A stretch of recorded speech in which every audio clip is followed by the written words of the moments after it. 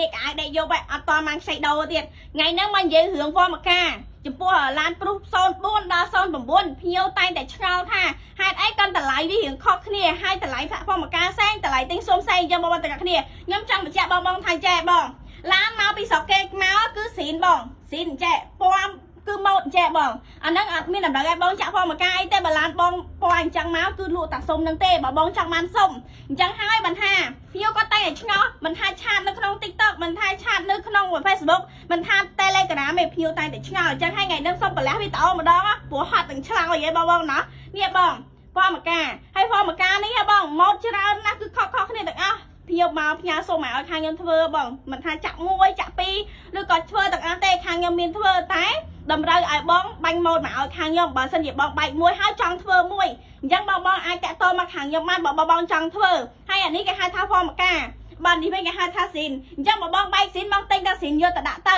តែបើបងមានពណ៌មកការបងបែកសុំហើយបងត្រូវទិញសុំហើយបងត្រូវធ្វើពណ៌មកការអានឹងតម្លៃ2ផ្សេងគ្នាបងទាំងអស់គ្នាអញ្ចឹងមិនថាពណ៌មកការម៉ូតឈើឬក៏ម៉ូតកបោនហើយឈើនេះមានច្រើនម៉ូតខ្លះមែនតើអញ្ចឹងមកឲ្យខាងខ្ញុំធ្វើទុកហើយបងគឺខ្ញុំអត់ធ្វើទុកទេតែបងកំងបានខ្ញុំធ្វើព្រោះមកពណ៌មកការនេះគឺច្រើនខ្លាំងណាស់បងទាំងអស់គ្នាអញ្ចឹងបងឈប់ឆ្ងល់នៅហេតុអីបាន